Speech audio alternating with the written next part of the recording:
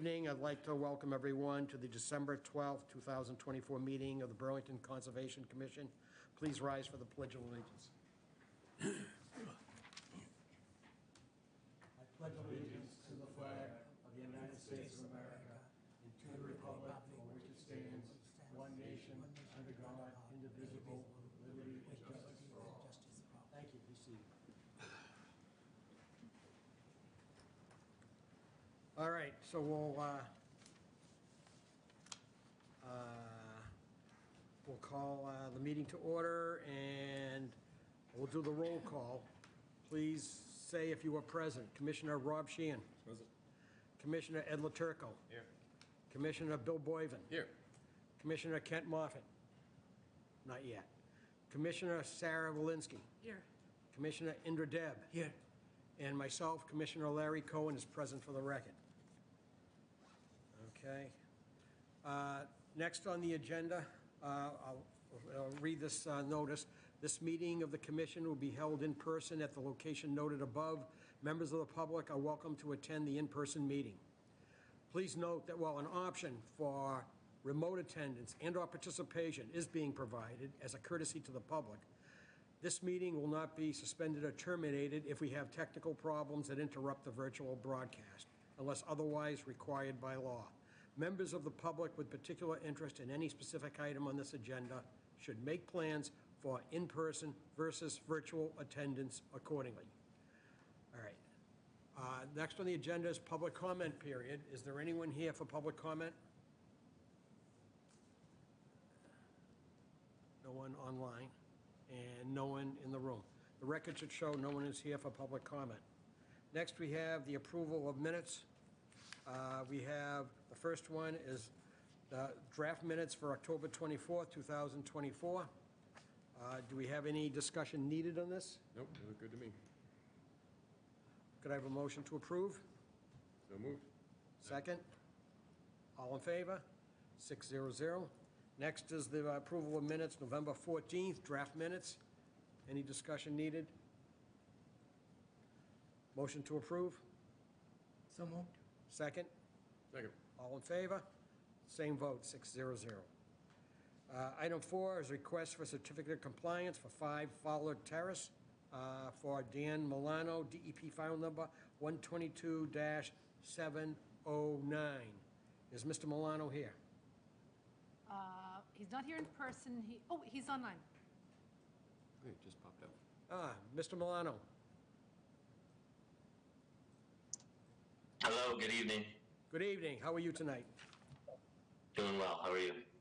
Good. Okay, so we have a request from you for the certificate of compliance. The commission was out at the site. Eileen, do you want to make any comments, please? Excuse me, right. So this is, you approved the order of conditions only about 2 months ago, October 1st, for a patio in floodplain, riverfront area to a locally regulated stream. And I think it was also just in the buffer zone. Certainly the part of the yard is in the buffer zone to bordering vegetated wetlands. They, at the time, designed the patio such that they could account for compensatory storage in the yard around the patio itself, and that is what they've done. They've already done the work, sent in the as-built plan, and I have no issue with the plan. The work looks like it was just as approved. Patio came out pretty well. I think he's pretty happy with it. I'm satisfied to issue the COC for this one. Okay, thank you. Ed, anything further on this? Sarah, anything? No. Rob? All right. Indra? Nothing. And Bill? No, I thought the project was done well from start to finish. Yeah, I was out there and I thought the project looked really good. Looked very good. All right, so I guess we're at a point where we can entertain a motion to issue the certificate of compliance for 5 Fowler Terrace. Is there such a motion? So moved. Second? Second. All those in favor? 600. Dan, I think we're all set for you. Nice job. Oh, just a minute. There may have been a bond, and I'm just looking it up now. Oh. Sorry. He might want that back. Yes. Yeah, there was. Thank you. Okay, I'm just checking it. Sorry, I didn't have that in place. Let me see. Okay, here's the recorded order. That'll work. Oh, come on, open up there. Dan, oh, no. I was going to say, does Dan remember? I'm sure he does. I'm sure Dan remembers exactly what he Yeah, it was $1,000. Oh, it was only 1,000? Oh. Yes. Oh, sorry. I'm just confirming now that I have it open. Oh my God, seriously, Eileen? I know what happened here. If he says it was 1,000, then I 100% believe him, and I would recommend that we return the full 1,000. All right, could I have a motion for the full release of a $1,000 bond for 5 Fowler Terrace under DEP file number 122-709? 709. Is there a motion? So moved. Second? All in favor? 600. All right, this time, Dan, you are set. You're all done. Thank you very much. Nice job. Thank you, Al. Just check. Bye-bye. Have a good evening. Great. You too. Thank you. Sure. All right, so now we're on item number 5. Notice is given that the commission will hold a public hearing, during which time we will take all information related to a notice of intent filed by 38 Freeport LLC for the proposed demolition of a dwelling and construction of a new dwelling at 38 Freeport Drive in Burlington. The proposed work would be within the 200-foot riverfront area to Sawmill Brook pursuant to Mass General Law, Chapter 131, Section 40, which is the Wetlands Protection Act, and Burlington Bylaw, Article 14. The commission will review all information relative to this application and thereafter may issue an order of conditions and a Burlington Wetlands permit. This application is also available for public viewing at the commission's website by clicking on the appropriate link. Hi, folks. Good evening. Good evening. How are you? Good. How are you tonight? We're hanging in there. Okay, so I know you've been here before, so you just simply do the introductions, who you're affiliated with or where you live, and then your floor is Okay, yours. Stephen Dresser, I'm Dresser Williamson Way. I'm representing 38 Freeport LLC. Tyler Lewis is here as their representative. He's applied to, as the public notice stated, to demolish the existing house on the property and reconstruct a new home on the property. The house falls within the 200-foot riverfront area to Sawmill Brook, although it's the next house up, as they used to build, right up to the brooks. So we are 2 lots away, so the entire work is actually outside of the 100-foot river area, but within the 200-foot river area. So that's why we're here. It is a riverfront filing only. There are no bordering vegetated wetlands within 100 feet of the property. We relocated the proposed house towards the front to take it as far off out of the riverfront area as possible and as little disturbance as we could within there while still meeting the zoning requirements. The project includes stormwater management plan. There are roof gutters that go to an infiltration system in the back, as well as the driveway flowing to a stone trench which overflows to the infiltration system.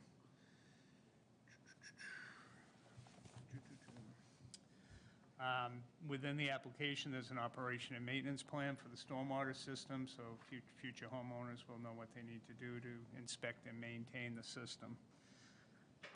There's erosion control will be in place to demarcate the work limits as well as prevent any erosion from going onto abutting properties. There were some comments from DEP, and Eileen and I have had some back and forth today, as well as some emails to DEP. Apparently, there's some kind of preliminary firm map that's not online, but DEP is aware of it, so they pointed out to us. I think they're trying to point out that it may be in there, but they sent us a link. We downloaded that map, we overlaid it, and the new firm, projected firm, is not on the property.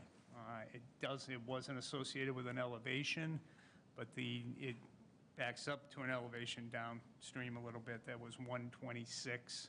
Our lowest elevation is 136, so we're well above that. So I think we've shown that we're not in that. We did email DEP with that. Because we're not in there, there's no bordering land subject to flooding, which they had pointed out may be an issue, but there are no impacts. There was a typographical error in the NOI form, so we corrected that. Eileen had actually picked that up before DEP, so we had previously sent in that revision to show the amount of disturbance in the riverfront area. And they pointed out for riverfront an alternatives analysis, we felt where we were kind of the next lot up. We really didn't have to get into a lot of the,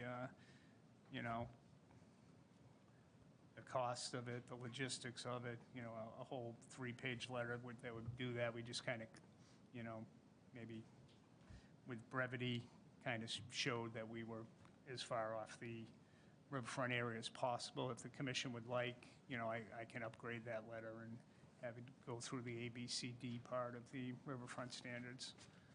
But typically, we haven't done that in the past, but in this particular case where DEP pointed out, commission may want us to take that next step. Other than that, we'll gladly answer any questions, myself or Tyler. Thank you. All right, thank you for the summary.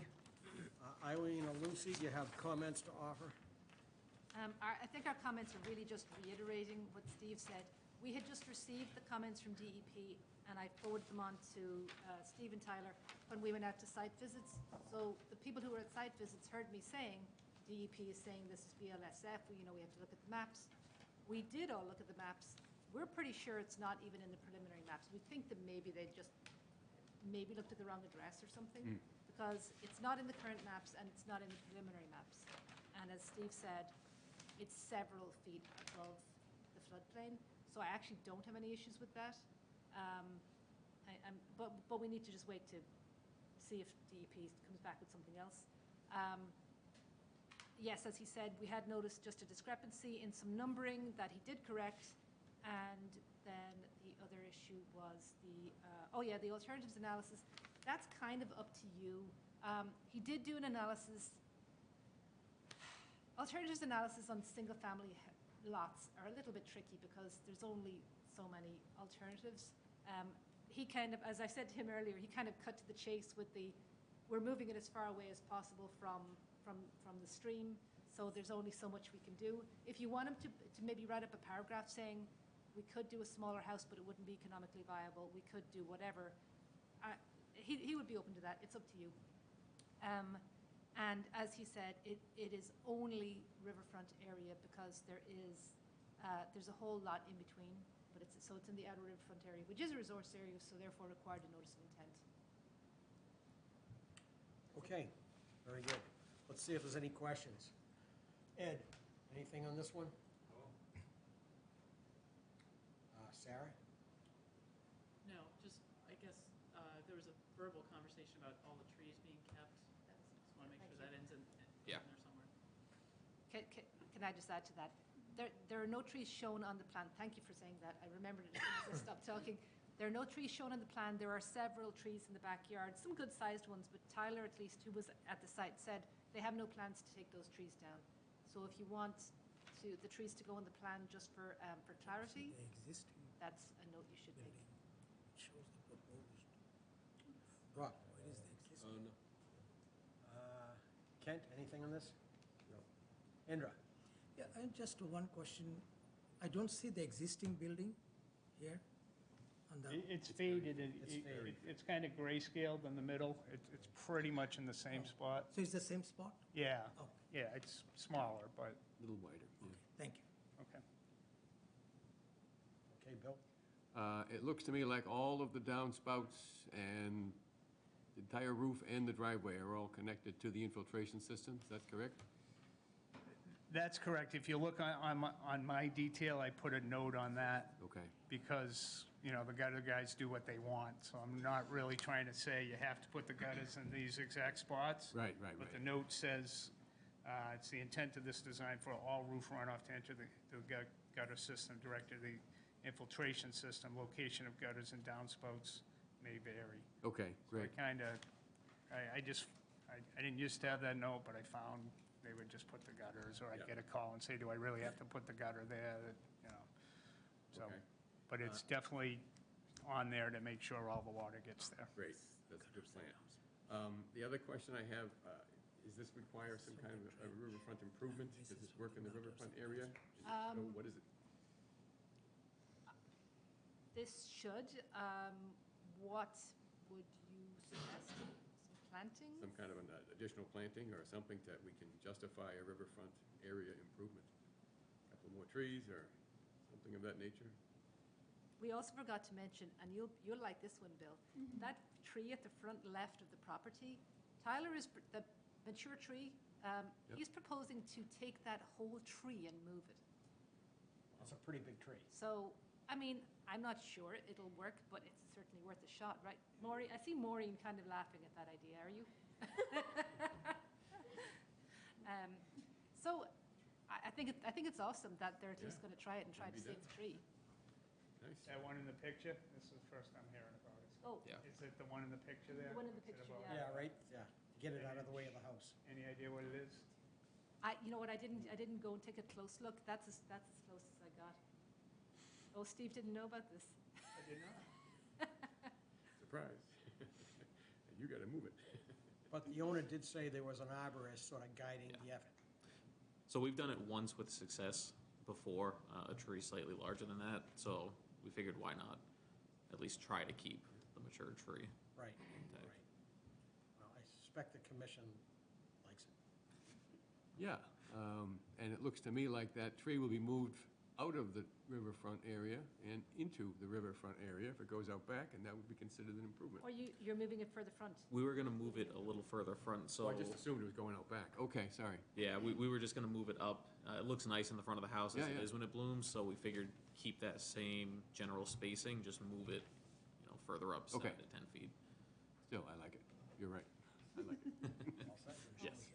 All right, I only have one question. Mr. Dresser, it's more curiosity. On these infiltration units, we often say have the homeowner inspect it once or twice a year to make sure it infiltrates. Yep.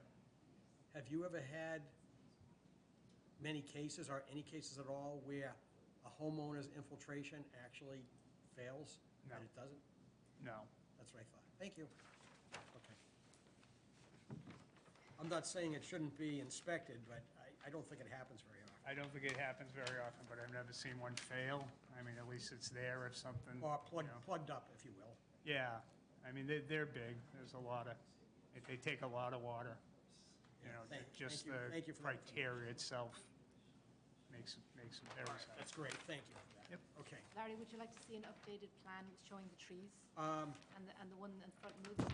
Yeah, we should probably see an updated plan showing the tree moving, because it's part of the work. And the trees in the back? Yeah, and I think for the sake of completeness, if you feel that the alternative analysis needs to be at least attached to the thing, the case where you would make a smaller house being not economical to do, I totally believe, but probably a paragraph that says that, to have it in the file would be useful. I mean, the regulations require that, and so we might as well have it. How big is just curious, how big is the actual new house, minus the driveway, square foot?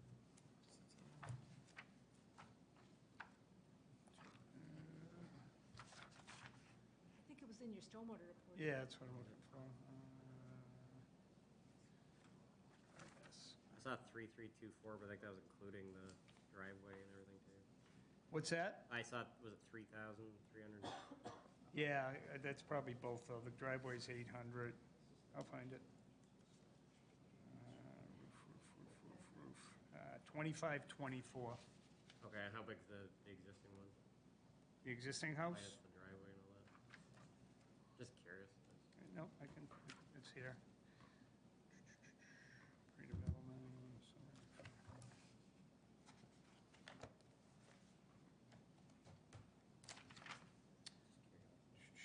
The total impervious area, I didn't break it down, the roof and the driveway, but it's 2,059, so 3,300 to 2,000.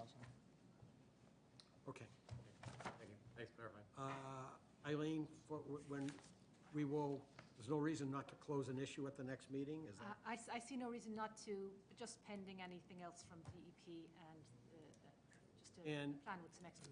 And would you say it's at the owner's option, would you say that Mr. Dress's presence is probably not needed to close an issue? I would agree with that. Okay. Unless we hear something from DEP that's just I shocking. mean, it's totally up to you. We'll communicate before then. Eileen, we'll have a conversation Sure. before then about where we stand. Okay, nicely All right. done, thank you, folks. Thank you.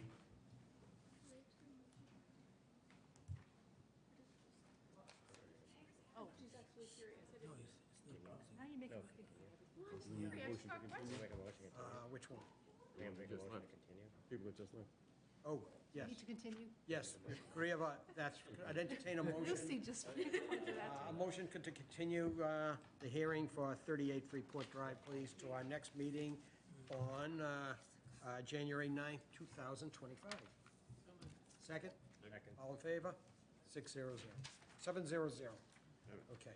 The record should show that Commissioner Kent Moffett is also present. All right. It's all right. I want to make sure you have listened. Okay, all right. And then next, we have a public hearing to announce, number 6.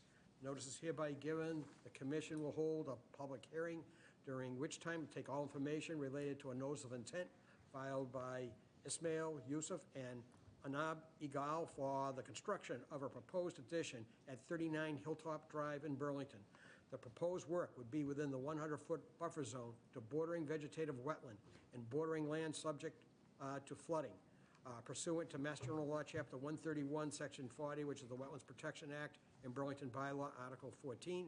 The commission will review all information relative to this application and thereafter may issue an order of conditions and a Burlington Wetlands permit.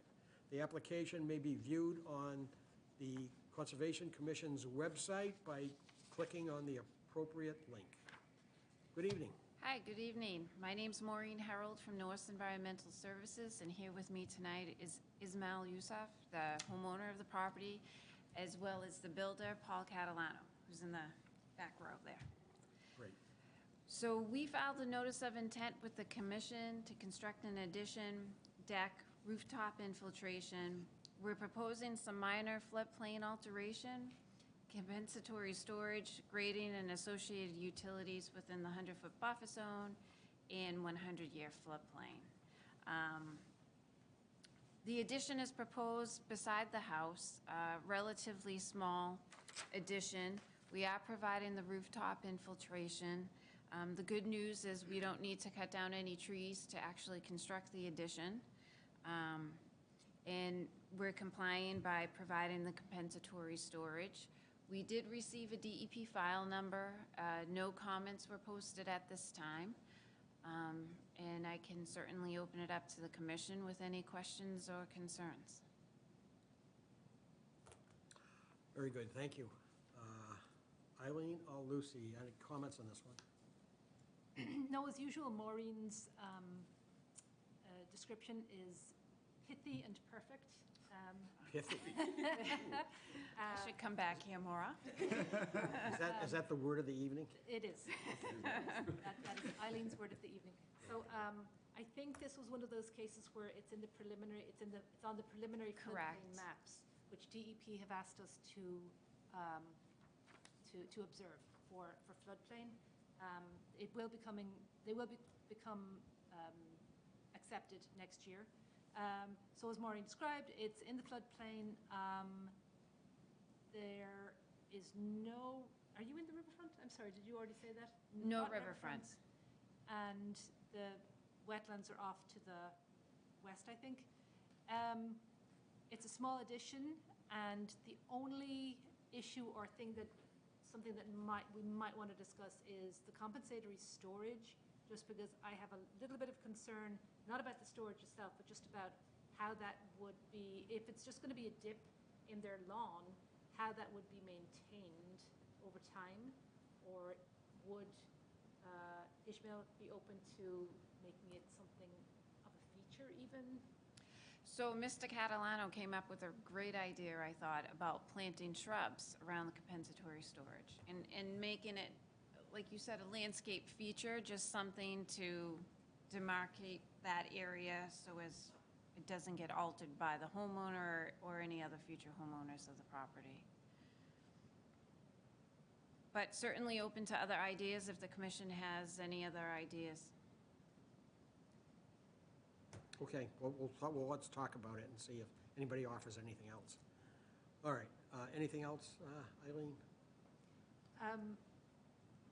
No, Okay, that's- that's it, just you all can right. discuss whether what that feature. All right, so might let's go around the room and see if there's any other questions.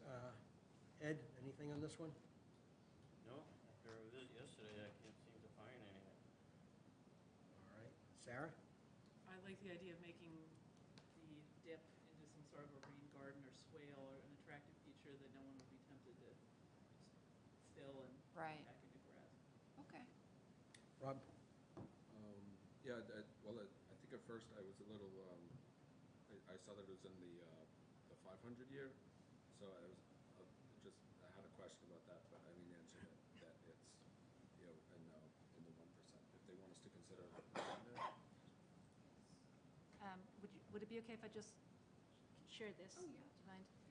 I'm just going to share this nifty little thing that hasn't been available for the last couple of days because I tried to use it for the previous project, but there's this sort of comparison flood mapper thing that you can do. Oh, sorry, I can't make it bigger, but because you've got the right. Which actually, if you plug in the address, it shows you what the existing floodplain is at the address currently and what it is going to be. So we could see it was just on the edge of bordering land subject to flooding. Yeah, That's what they went at the for. bottom too, where it tells you very specifically where that point is that, yeah, flood Yep, zone. and it actually does say exactly down there. Oh, AE okay, AE yeah, next yeah, that's good, because now in. currently it's like struggling with those PDFs maps, which are Right, kind of. and that is a pretty nifty little thing, but it Yeah. literally wasn't working for me for the last. All right, yeah, that's good to know, especially if it's a year, they say they're not actually, they might not be out for a year. We're expecting the letter to come out in January, and then it's got a 6-month, whatever it is, comment period. Yeah. So July. Yeah. And then, I agree that, like, it's such a, the addition is somewhat small, and then there's the sort of roof compensatory, so, like, plantings either on the back side or would be nice. Okay. For this, like, small project. All right, okay. Kent, anything further? Indra, anything else on this? Bill? What exactly is the filled part of the floodplain? Is it the entire addition and a little bit of extra driveway? So, no, so the fill part is part of the addition. So it's, let's see, 303 square feet for the addition. We're proposing, for that addition, it's 258 cubic feet, so it's relatively minor. It's less than a foot of the addition is within the 100-year floodplain. And then the deck footings is less than a half a foot, so we're talking about 7 cubic feet for the deck footings. So it's really quite a minor alteration. I'm just confused because why isn't the entire addition and the driveway extension considered filling of the floodplain? I mean, they're all below 126.5. So the driveway will be at grade. So anything underground doesn't count in terms of floodplain alteration. So we'll put the driveway Okay, yeah, extension you at can grade. flood over the driveway, yeah. yeah, Right, yeah. so that Yep. becomes a wash. Okay. And it's only from the surface elevation up to the floodplain itself. So it's less than a foot of the addition is actually within the 100-year floodplain. So I was doing square feet in my head. It's cubic feet. Correct. It's a I- volume. All right, I was doing square feet. Never mind. Okay, all set? This is the 100 feet of. Okay, yeah, I think if you had some shrubs and some nice stone in it or something, or mulch sort of on the edges maybe, Okay. it could look very attractive and people would not be tempted to, just fill it in. And it could actually enhance the feature of the yard. So certainly, Could you provide a detailed sketch? Just so we know what you're planning. We could, I'm not sure, I like the stone idea. I'm not sure if DEP will go for that, because it's supposed to be compensatory storage, so then you're filling it with stone. 0.4. You'd have to do a multiplier, right? Right. But certainly, we could do like a mulch berm over the top, and then some shrubs, and we'll make them native. Because you'd have to account for the pour volume to give the correct Yep, volume. Right. yep. But I like it. Well, if you want to make it bigger and do that by, put 1 over 0.4, you could probably do that too, We could, or if you wanted to. we could, maybe we could do like a nice wildflower mix in the middle. Make it more, I think Nice, it's, almost like a rain garden. yes, like the feature. rain garden idea. yeah, I think it's totally at your client's discretion. Okay. And I'm happy to But if you provide a just give us, detail. like a detail, so we can write something into the decision. Okay. But providing we're all in agreement, I wouldn't have any issue about issuing something at the next meeting. I also remember that no trees are proposed to be removed, is that correct? Yes, Mr. Chairman. All right, and is that in your application stuff? It doesn't really matter, because the decision will just say that. I don't know. It might be. I think I put it in there somewhere. Well, We know from the pictures that there aren't any. we can have a condition that says no trees are permitted to be removed with this decision. All right. That's all. That Sure. Sort of takes care of it. Yep. Okay. All right, so is there anyone in the audience who wants to talk about this? I don't think there is, or online. Okay, so next meeting is, I guess we'll need to continue this and close an issue on January 9th, 2025. You get the permit? Okay. So could I have a motion to continue the hearing for 39 Hilltop Drive to our next meeting of January 9th, 2025? So moved. Second? All in favor? 7-0-0. Thank you. Mr. Chairman, I won't need to be in attendance for the next meeting if Eileen's all set with the detail. I certainly see no reason. It's only at your client's discretion if they probably, as far as they want you. Okay. And how's the red maple in front of the house? The big tree? How'd it do? Which one is that? That's, You told me you planted a large tree in front of your house. oh, I planted in front of my house, I planted so far it's okay, it's a Armstrong maple. Okay. It's like 12 feet high, but then again, I bought it at 10 feet high. It wasn't hard to go 12 feet. So it worked out then? So far, it has worked out. I'll Okay. know better in the spring if it comes back. That's right. Very good. Thank you. Thank you. Thanks so much. Good night. All right, so, okay, we have a continued public hearing to go through. This is item number 7, abbreviated notice of resource area delineation for 123 Cambridge Street, which is the high school property, Town of Burlington property for the high school, resource area boundary confirmation. DEP file number is 122-710. All right, so is anybody here for? It looks like we have somebody online. I'm not sure whether she would like to speak first. Hi, yep, this is Michelle Callahan. I'm the project manager at Niche Engineering, and I'm here also with Andrea. I'll let her introduce herself. All right. Hi, Andrea. So Yep. please introduce yourselves for your role in the project. The other person? Oh, yep, Yeah. Michelle Callahan. I'm the project manager for Niche Engineering. I'm the civil engineer on the Burlington High School project. Right. And Andrea Kendall with LEC Environmental Consultants, the project's wetland scientist. Okay, good, excellent, thank you. All right, so, would you folks like to say anything first? I don't think so. We've been talking to Eileen in between the last hearing and this hearing today, and we defer to Eileen for any comments that she might want to bring up. Okay, all right. Eileen, or Lucy, would you like to run through some comments? Well, Lucy might interject, but so John Keeley assisted me with the field work. We looked at most of the flags not every single individual flags, because it was very difficult to get down to some of the stream ones. You guys did a great job managing to get in there yourselves.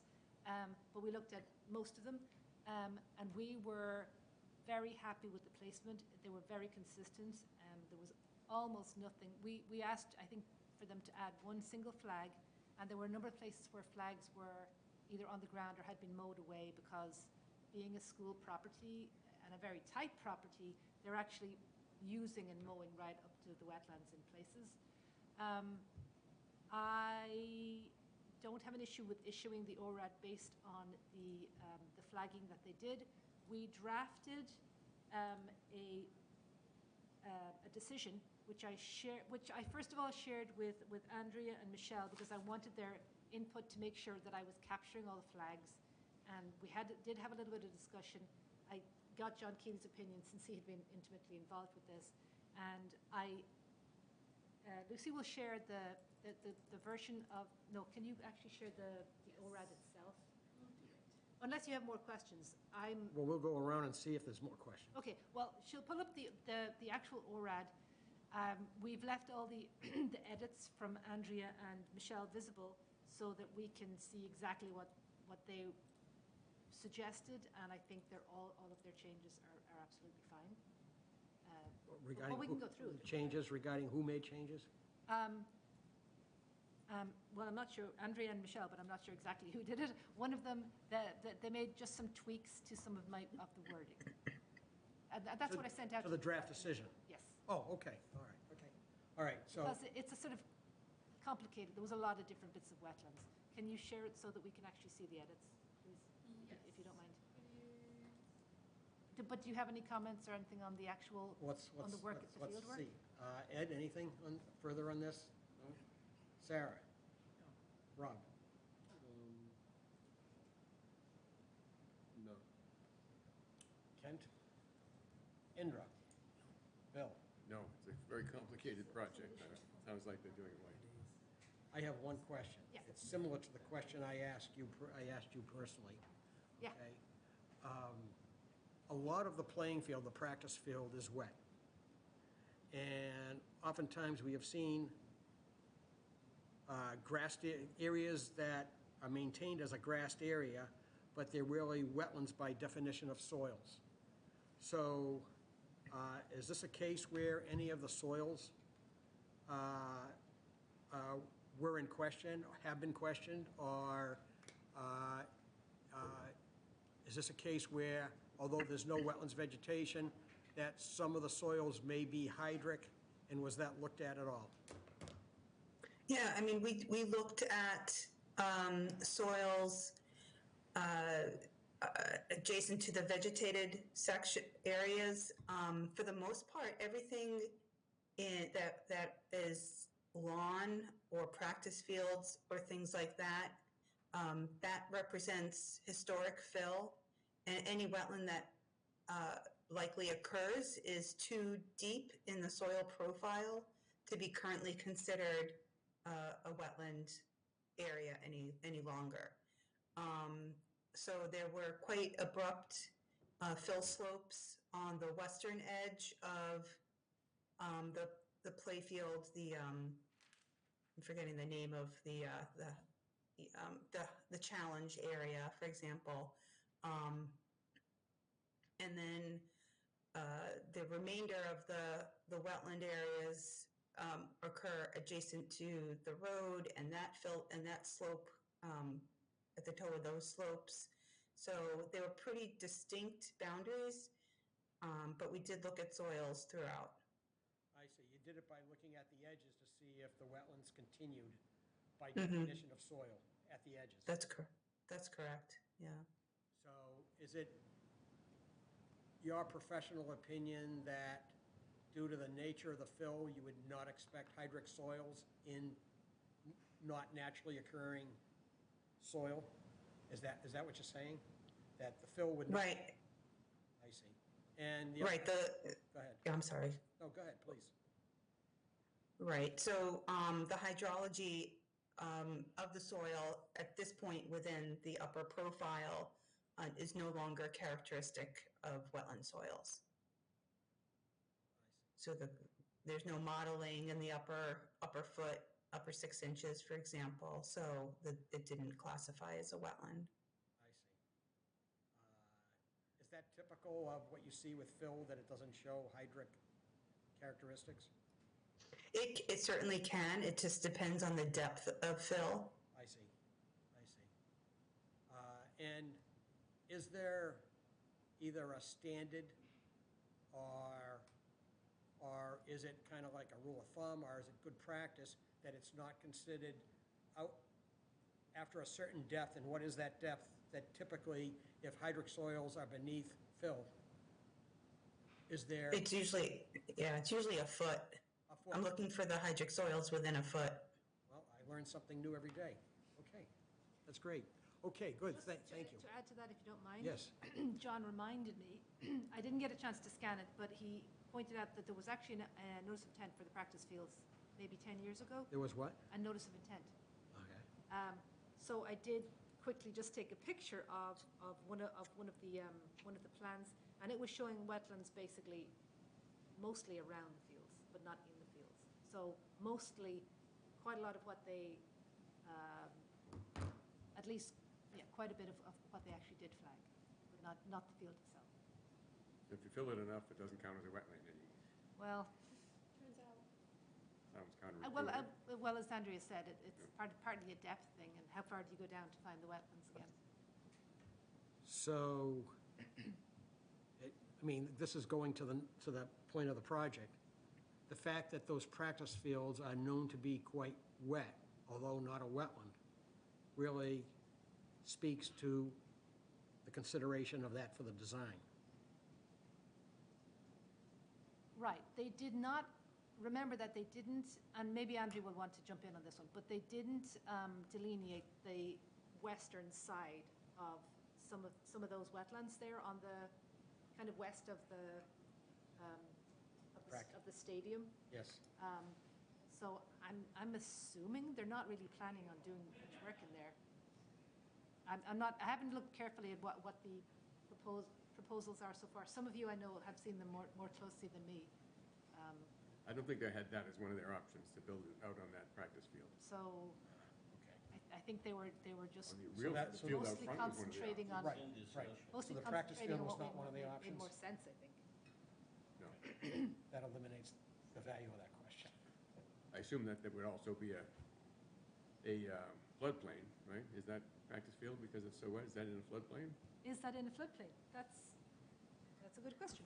I can, because Lucy's already sharing, he was asking, is it I floodplain? haven't But we noticed any- weren't asked to approve.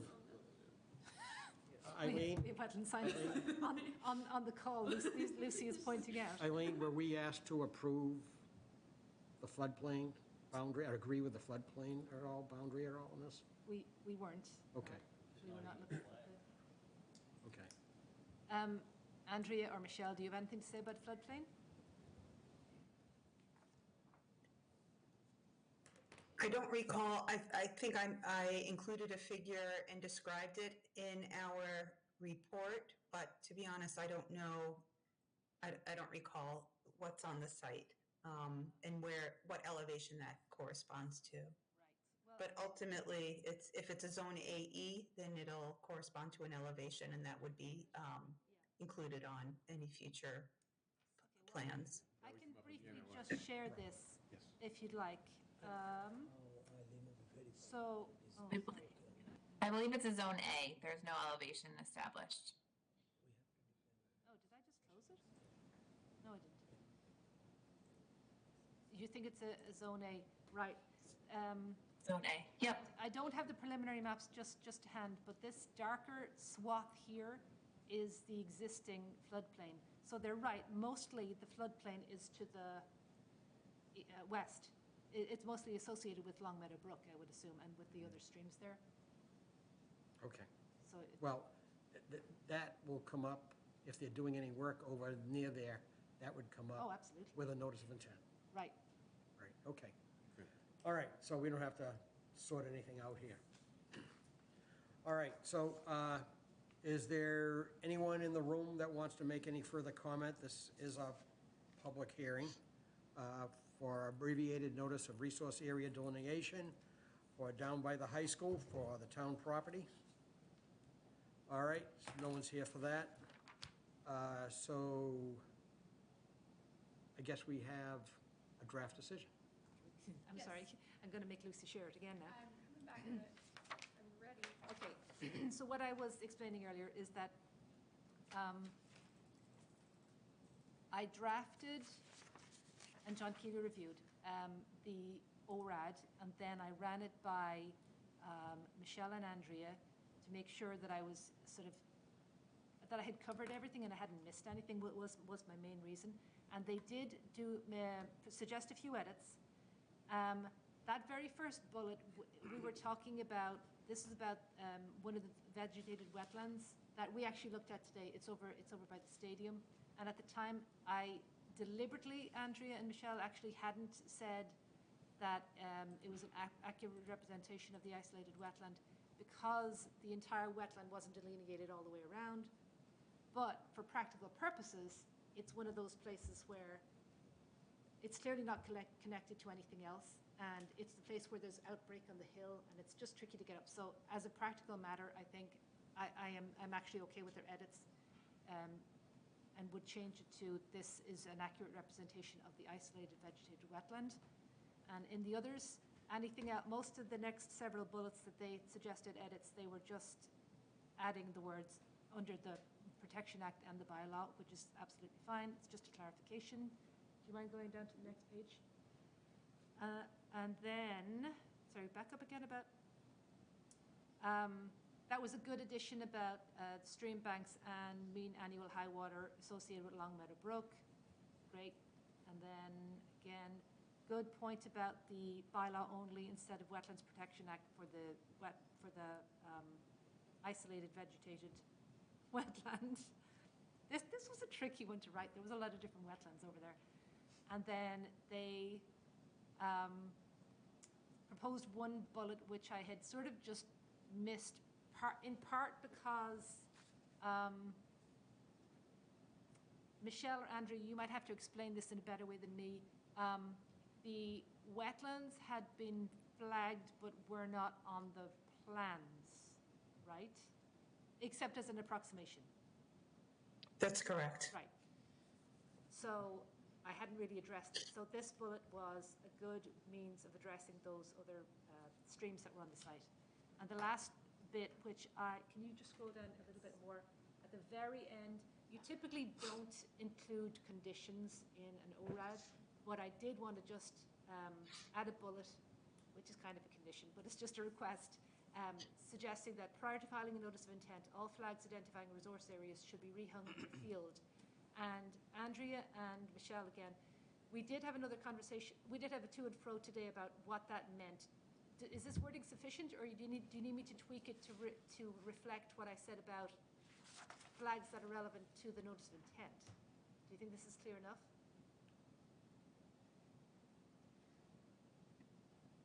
What I meant was, if the notice of intent, if they decide to do all of the work, say, down the southern end of the site, and there's flags missing up at the northern end, they don't need to replace those if it's just not relevant to the work. You know what I mean? That makes sense. You say that? Say all relevant flags? We can say that. Why don't you just That's say okay. that, You just add that. that relevant flags need to be reposted for any project? I think we've got it. We just said prior to filing a notice of intent, all relevant flags identifying Yeah, resource areas that's should be fine. rehung in the field? Okay. Yeah, that's fine. So does anybody have any comments about this ORAD? And about their edits as well? Okay, Ed, Sarah, and Rob, any comments on the edits are? No, I just want to be clear that what we saw yesterday was basically just that area, but not the practice fields as we see it today. Right, we only looked at a small fraction of, just to let you know, I just took them out to, we just did a couple of quick spot looks at, it was around the stadium where there were some flags missing, just to kind of show that work is actually occurring right up to the wetlands, and just sort of generally, and there's wetlands over here. So no, we only looked at part of their So island. they are separate projects. Our practice field versus where we work. But separate options Yeah. would address different areas. Well, Well, I'm looking again, the This athletic is- fields. okay, this is just an ANRAD. So this is just everybody coming to an agreement about the resources on the property as a whole. They didn't really go off the property, and this is not addressing any proposals or options. So I think that's what you're getting to. You're Yeah. getting to specific proposals. This isn't even looking at that. This is just saying generally on this property, this is what's there. That's Okay? what's going on with the athletic meetings. They're already putting turf into those wetlands and whatnot. Well, with they're putting land. the cart before the Yeah, horse. they are. I said that at the last meeting. All right, so everyone set on this side. On this side, anybody on the left have any further? So there was evidence of like the wetland flags being mowed over. Is there evidence that a lot of the wetlands are being mowed and that even when flagged? Is something we need to address in the future? In the area of near the stadium, they were just mowing up to. Okay. I'm not really concerned that they were going right into it. There was definitely a spot where, I didn't bring all the plans with me. Oh, hang on, did we? No, never mind. Where, kind of near the stadium, but closer to the road, where it was being just mowed as a matter of course. That was just more the side of the road. We could definitely make a point, and I will, to Brendan, to point out to his Yeah, guys, that please, would be please important. leave that. Great, But that's more of a, that's not really, that's not their problem. correct. That's a town problem. Okay. Right. I'll make Okay, a note, though. all right, so I guess we're all set on this? Do you want me to read through it? I think you sort of did. Yeah, it's Okay, it would just not take too long. pithy. It's not pithy, so. It's not pithy. This is anti-pithy. All right, What's could I good have, for all right, listen, let's move this along. Could I, if there's nothing further from anyone that hasn't been said, could I have a motion to close the hearing for DEP file number 122-710? Second. All those in favor? 1, 2, 3, 4, 5, 7, 0, 0. Could I have a motion to issue the order for resource area delineation for the project for the town of Burlington, 123 Cambridge Street, for DEP file number 122-710? So moved. Second. Second. All in favor? 7, 0, 0. Okay, folks, thank you very much. That was a nice job. Thank- Elementary school. Thank you. Thank you so much. Thank you. They came up Have a good night. Have a good night. with possibility. Bye. Keep the old building and renovate it. All right, so item number 8 and 9. They're both continued public hearings. One is proposed revisions to the stormwater and erosion and sedimentation bylaw. The other hearing, which we are talking about together, is the proposed stormwater bylaw regulations. The bylaw, which was going to go before, draft bylaw was going to go before town meeting, has been pulled from the January town meeting. We are working on some wording, and it will be reposted eventually with some revised wording. I would suppose that our first target is May town meeting, but even that could change. We just don't know. All right, so. There's no absolute urgency to get it done either. We have a, So my question is, should we continue these? Unless someone who wants to talk about something on here, I don't believe there is. Do we continue them, or do we close them and reopen new hearings? I would suggest that we leave them open, because it gives us the option to bring something up after, say, if we all have a subcommittee meeting in January, we can still, chat about them again. Whereas if we close them now, I've got to re-advertise and everything. So do we want to, we'll have a meeting in January, which may occur after, or at the same time, and then this town meeting. Why don't we continue it February or something? to February? Yeah, that's fine. Okay, do you have an idea of the meeting date for February? We can just check that right now. Let me look at the second Thursday. Oh, Yeah. I thought you were about to tell us the actual meeting. Oh. I'm gonna wait for Ed to tell me what it is. He was looking at the calendar. Oh. I can look as well. You might find it faster than me. We'll race. This 13th, February 13th. All right. Okay, could I have a motion to continue the public hearing for the proposed revisions to the stormwater and erosion and sedimentation bylaw to our meeting date of February 13th, 2025? So moved. Second? Second. All in favor? 700. Could I have a motion to continue the public hearing on the proposed stormwater bylaw regulations to our meeting of February 13th, 2025? Motion? So moved. Second? Second. All in favor? 700. All right, thank you, folks. Next on the agenda is to ratify the emergency certification for dam breaching in Sawmill Brook Conservation Area. All right, Eileen, I guess this one's on you, or Lucy, please. Okay, let me just send this the ORAD round, which I forgot to say, sorry about that. So let me see, this was the emergency certificate. Oh, okay, where is it? Oh, no, you don't have to sign anything. So we've actually known about the dam building up for some time, but it sort of just hit a critical, it became kind of huge, and there are a group from the University of New Hampshire who've been doing a project with sampling out there to do with plastics, and they've pointed out to us a couple of times, hey, this is getting bigger, and again, this is getting even bigger. We're a little bit concerned that it might alter the flow of the stream. So I got a couple of quotes to get it just chipped away at, just breached in as minor a way as possible so that it's not using equipment. In order to get our DPW, if they were going to do it, they were going to have to bring in equipment. So we got a quote from Mosquito Control, who do dam breaching all the time for us and for other towns. So they're very, very, very familiar with this kind of work and with doing handwork. And they gave me a different quote for it. So I issued an emergency certification for this so that they could go ahead and get the work done, in part just because we were concerned about, with incoming rainstorms, washing out the trails and the footbridge. And if we went the route of going for a full notice of intent process, this would have been you submitting a notice of intent and you reviewing the notice of intent. So this just seemed like a cleaner way to do it. I got excited when you said breaching the dam. I'm picturing the Sawmill Dam itself was going to get breached. That's why I was excited and saying, what's going on? Did I say dam, or did I You not just said say breaching the dam. blockage? Oh, I said dam? So this is a different, an artificial dam. Oh, I'm sorry. I was excited. I was going to say, we're going to let the salmon come back upstream or something here, I wanted to look at it in the rain, too. Yeah.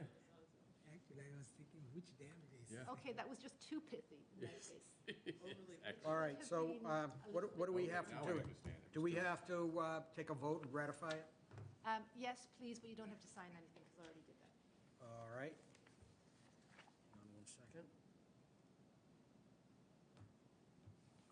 Ratify, and you see, for blockage removal rather than dam breaching. Because your dam breaching doesn't sound like what you'd want to hire someone to do. Sorry, what? It doesn't sound like something you'd want to hire someone to do. I don't know if It you. sounds like a bad thing. you All right, see so- this was, like, there was some big trees there, and with every, just over time, leaves were washing down, twigs were washing down. There's a crate on there. It was just, it was just getting Oh, I see the crate. bigger and more kind of filled in all the time. So, you All trying right. to zoom in on the crate? Yeah, great sighting. I don't know what. Okay, could I have a motion to ratify the emergency certification for dam breaching in the Sawmill Brook Conservation Area? So moved. Second? Second. All in favor? 700. All right. Thank Planning you. board comments? Do we have anything for the planning board? We do not. They're going forward with all of their, with various articles for town meeting, but we don't have anything for planning board. All right. Vote 2025 meeting schedule. Yes, I assume it's the same schedule we always have, second and fourth Thursday, with one meeting in November and December, and one meeting in July and August. correct. I provided it at the last meeting, Right. and we just kind of talked about it, but yeah, that's exactly it. With the exact same There's no holidays that fall on a schedule as Thursday. usual. I don't think there were That any. might upset the apple No, cart. I don't think there were any. All right, Except for our usual ones where we're avoiding Thanksgiving and right. And November and December. All right, so could I have a motion to, since we've seen it already, to vote the 2025 proposed meeting schedule? So moved. Second? Second. All in favor? 700. Next, subcommittee and staff reports.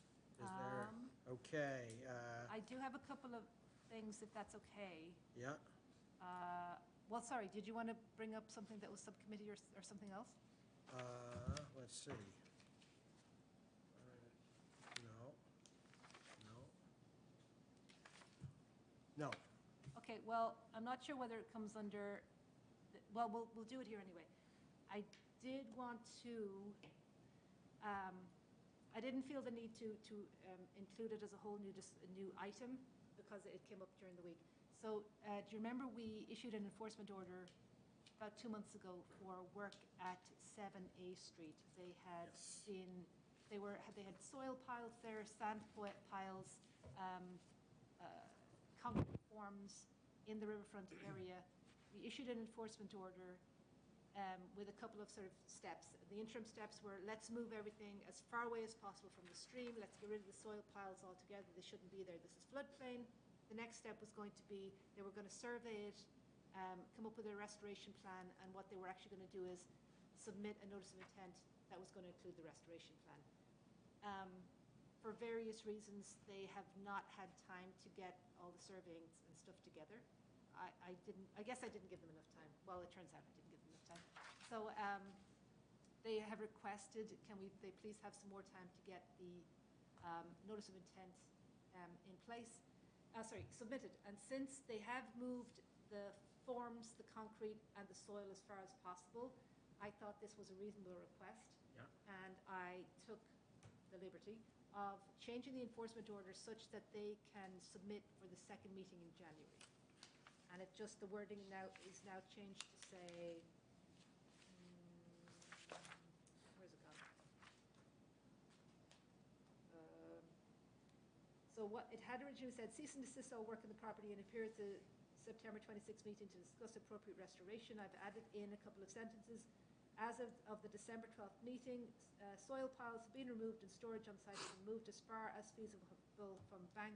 Owner is to file a notice of intent containing restoration plan for second meeting in January 2025.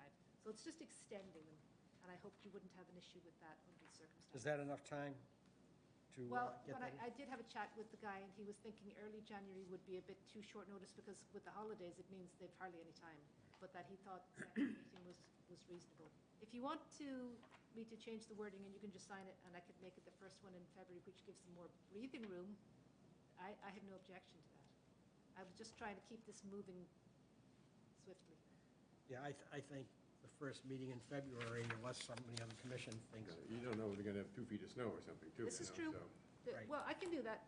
If everyone's okay with that, then in that case, you will be voting to extend it to the February, and I'll just change the wording of this, and you can still Right. sign the back of this, if you don't mind. Is that the All right. one that's the 13th? That is the one that's the 13th. Okay? Thanks all. Okay, so the first meeting in February 2025. Yes. Do we need to re-ratify it because it's been amended, or is it? Yes, please vote to ratify the amended order. Yes. Okay. All right, Thank could I have a motion to ratify the enforcement order for 7A Street in Burlington with the revised wording? So moved. Second? All in favor? 700. All right. Okay, do you want to talk about the No, I think you can all sign. Isn't there a spot for everybody? Just had one. No, we just don't have, Oh, the if you just choose a spot, it'll be fine. Thank you. Sorry about that. I should have explained. All right, you want to talk about the extension, the Permanent Extension Act? Yes. So with one of the latest bills that the governor signed into place, it makes a lot of changes, one of which is directly relevant to us because it automatically extends every permit that was issued or was in place between, I think it's January 23 and January of 25, by 2 years. So anybody who was about to, whose permit was, Board of Conditions or whose determination was about to expire around now, they don't have to formally apply for an extension. They will just get one automatically.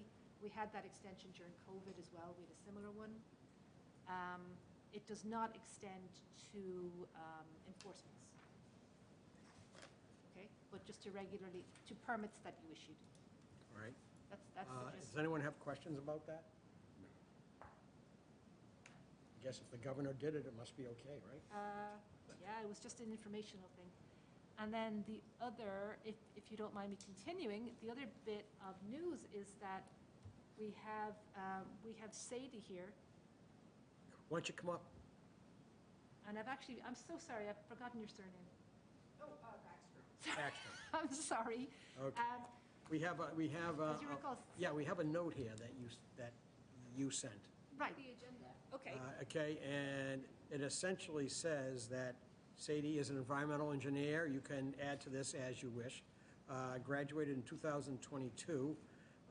Currently works for CEI, which I am familiar with, and has worked on stormwater and wastewater projects. And that you are tentatively willing to be an associate commissioner? Is that what I hear? Yeah. All right, so why don't You do you... live in Burlington? What? You do live in Burlington? Yeah. Okay, Yeah, That's a so- requirement, yeah.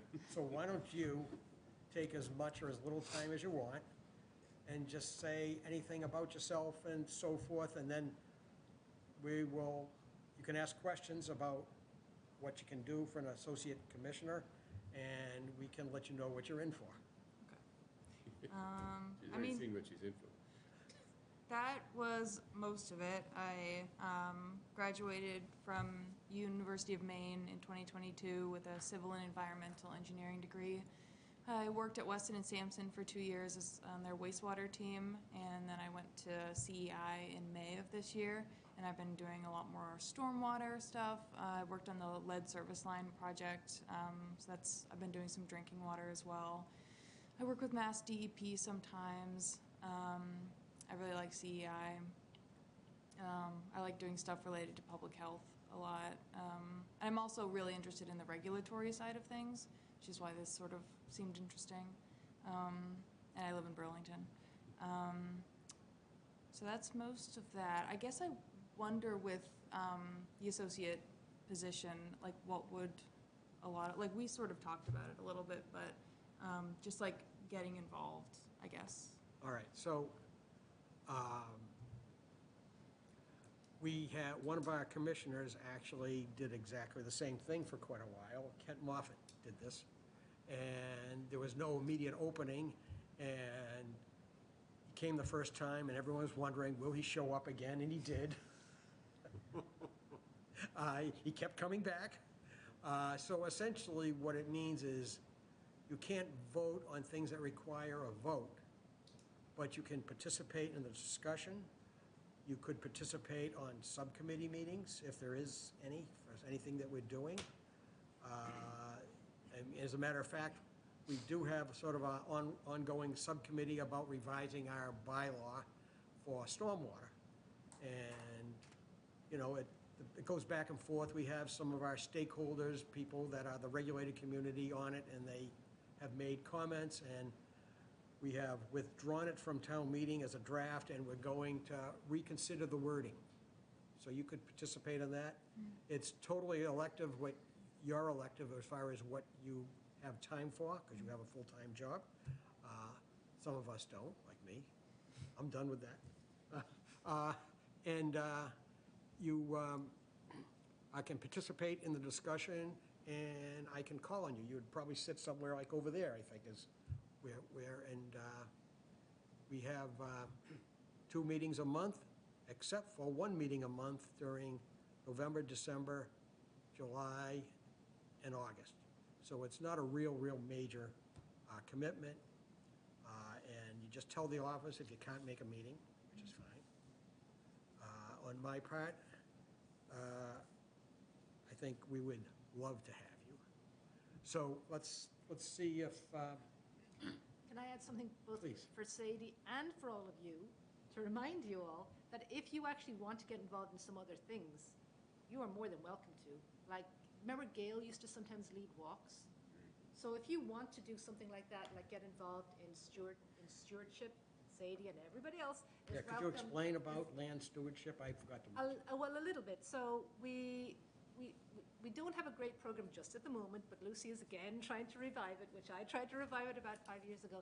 Just to get, there's 1 or 2 people around town who we know they're visiting some of the conservation areas. We like to keep in touch with them. And in fact, you can also be stewards. So if you're going to be in the Marion Road Conservation Area, Kent, let us know if you see anything wrong, any damage to trails, evidence of fires, littering. If the stream is clogged, anything like that. Just stuff that we can be aware of and that we can either put on the list for summer stream cleaning or we can deal with right now and we can address in some manner. If you want to get involved in dealing with invasive species or something, we can plan about how that might happen. It's difficult for us to just do it on our own. We sometimes do have summer staff.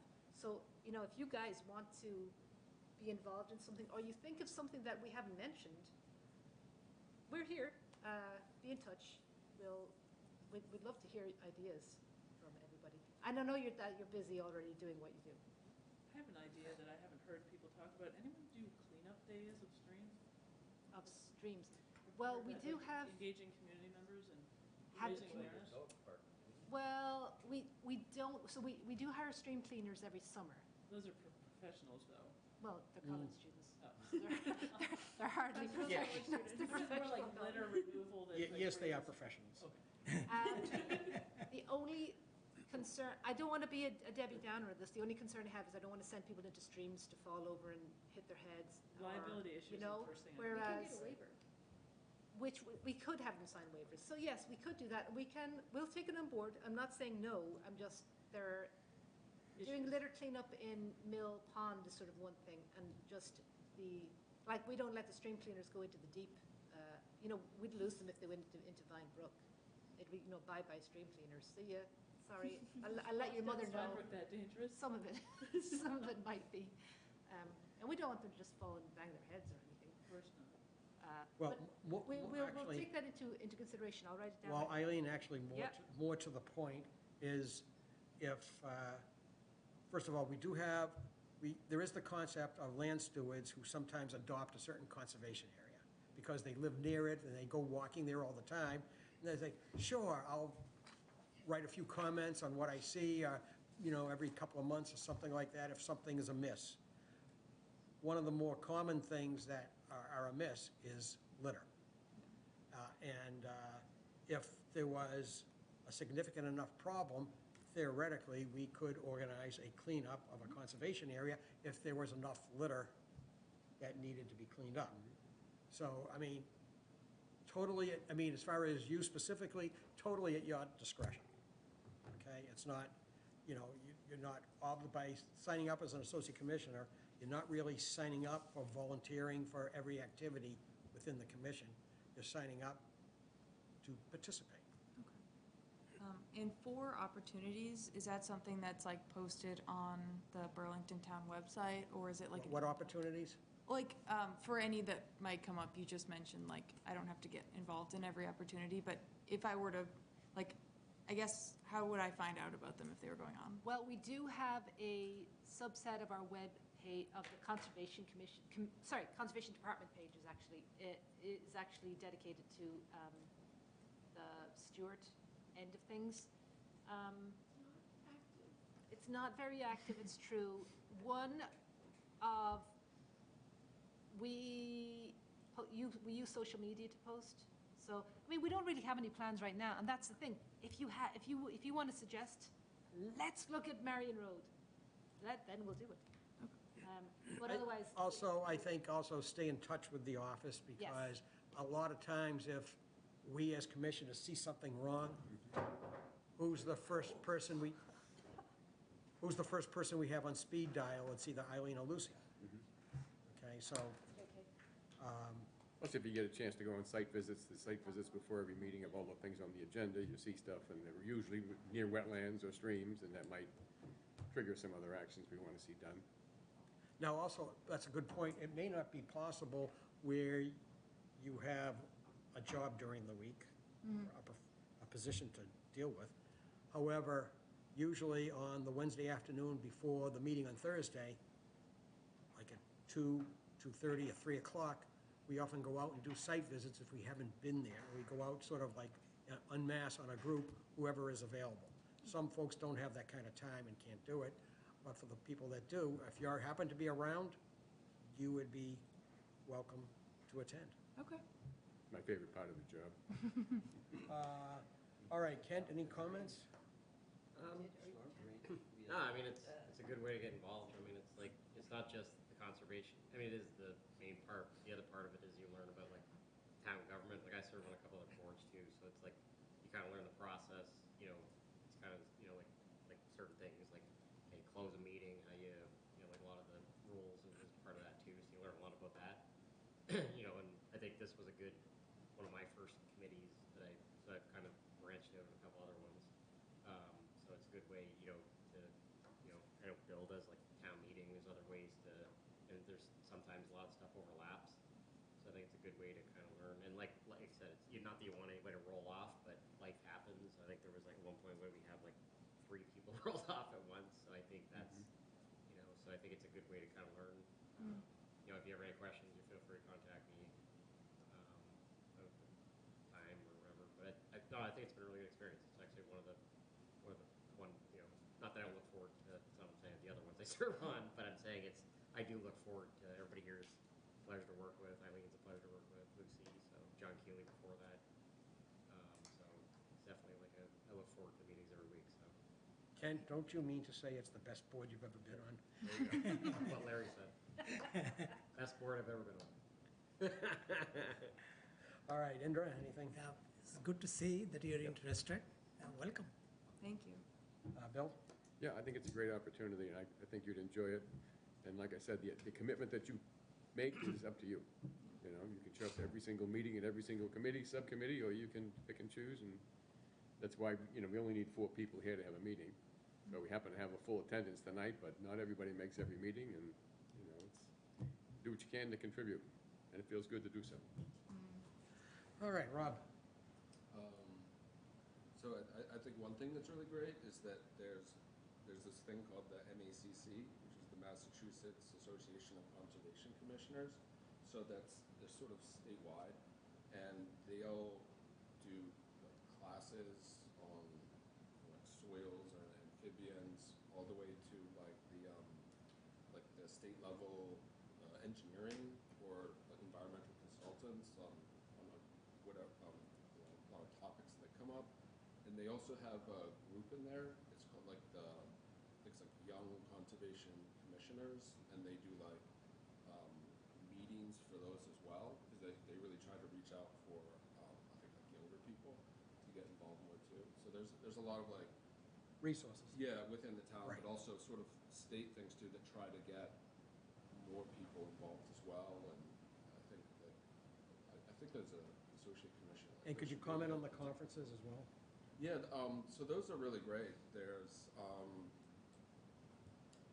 some of them are remote. Other ones are in specific locations. Some of them can be really specific. Like there's a lot of like Massachusetts is sort of like inland and then coastal. But there's quite a bit of difference in between the two. And there's email lists that you can be on that sort of they'll send you like. There's a comment period coming up. If you have, you can review, you can, I think I was involved in, I think they were redoing the Mass Mapper with the GIS mapping.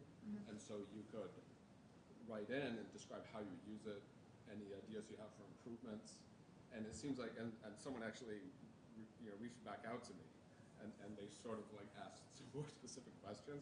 So it's a pretty interesting thing, and Eileen's really great, sort of answering questions too. So that MACC is a good place to learn. They have individual Yeah. units on different parts of the rules and the agenda, I mean, how to run a meeting, what the DEP rules are, et cetera. They usually have like 10 segments, I think, or something like that. Yeah. And you can attend some or do the whole course. You get the whole course, you get a certificate as certified Yeah, so like commissioner. an introductory, sort of introductory levels all the way to like some very specific things like, you know, legal things like acquiring, like legal means or strategies to acquire more conservation land for the towns. Like it can get very involved or, you know, doing enforcement orders, wetland enforcement, like how to sort of structure those things. It's interesting. I think they also send, not to, but they also like, they send you like on a monthly basis, there's like a lot of information beyond just like, you know, what's going on. So MSC, so it's like, I find their monthly information is pretty helpful. I try to read through it. You know, like they send you like an educational one. There's one on like regulation updates. There's like, they have specific like, I think like, I don't know, like 2 or 3 versions. One's like education specific, one's regulations. I think they do a pretty good job. Yeah, when I started, I didn't have any of the background that you have. I didn't have any environmental training at all. And I learned it all from the MACC courses and, of course, on-the-job training with the staff and the people that have been around longer than me. So, Sarah, any comments? Welcome, and if you have an interest in trails in Burlington, we should talk. All right, and Ed? I just think it's great when you see young people put their education, I'm curious, when did you make up your mind that you were interested in this? So I went to Essex Technical High School, so I studied environmental science there, and I was into the environment since I was a kid. And I hated math until I got to high school, and then I loved math, and so I realized that like I like math, I like physics, I like the environment, so then I just decided engineering is what now I you're do. talking my game. I think you're welcome, without a doubt. Thank you. All right, Eileen, Lucy, anything further? No, I love the idea that we're going to have even more diversity on the commission. I think it's So have you decided you're okay with this? Yeah, for sure. Okay. We didn't scare you. No. Okay. Would you like to vote? Yeah, I think we need a vote to appoint you as could I have a motion to appoint Sadie Backstrom as our new Associate Commission of the Burlington Conservation Commissioner? So moved. Second. Second. All in favor? Unanimously? You got it. 7-0-0. Thank you so much. All right, so the next meeting is January 9th, and we'll have a seat for you, and I think, Eileen, a nameplate. Oh, right. I will put that in my note. We will make you a nameplate, and you'll be over there. And during discussions, we go around to each commissioner. If sometimes they have comments, and sometimes they don't. If you don't have a comment at that point, that's fine. It's not required. Okay? Okay, that sounds great. Great. Thanks so much. Thank you. Very much. Thank you. Send Sadie, add her to add Sadie to the list. The email Yeah, list. The distribution list, Right, so she starts getting right? the emails. And the website. Yeah, good point. And let me ask you, does it require appointment by the select board? We'll find out. Did you have to go through the select board to be an associate? I don't think so. I kind of don't think so either, but we'll check that, okay? We'll check it, yeah. Okay. All right, so next is upcoming meetings. The next meeting is January 9th, 2025. The next meeting after that is January 23rd, 2025. Is there anything further? Did I mention already, and I might have, just ignore me if I did, that the new draft MS4 permit has been issued? No. Okay, it has. Did I send it out to the commission? I'm not sure that I did because they don't. Could you feel- explain, in case anybody's not sure what you're talking about? Okay, so the MS4 permit is the municipal separate storm sewer system permit. It's, EPA issues that permit. Every time they have a new draft come out, we have to kind of re-up our sort of membership, we'll call it, it's not really membership, we didn't submit a notice of intent to become permittees, and it determines how we manage our stormwater system, and it's under that permit that we have, that we were initially required to create the stormwater bylaw. So it's part and parcel of that whole thing. So the last one came out, went into place in 2018, and it was 64 pages long with about 7 appendices. And this new draft is only 54 pages long, so it's nothing. I'm not sure how many appendices are on this one. But the funny thing is the fact sheet, because I just printed it out today and we just discovered the fact sheet, which summarizes the whole thing, is 130 pages long.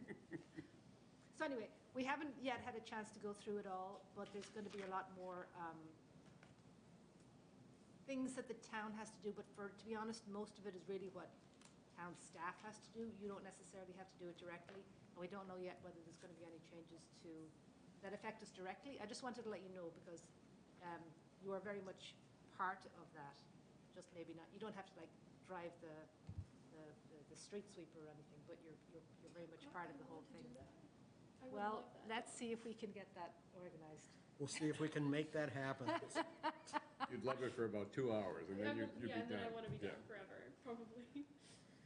You haven't got to open a manhole yet either. No, I've just been present for everyone else doing it. That's fun too. Okay, if there's nothing further from anyone, could I have a motion to adjourn this meeting of the Burlington Conservation Commission? So moved. Second? Eight. All those in favor? 700. Have a good night. Thanks, everyone.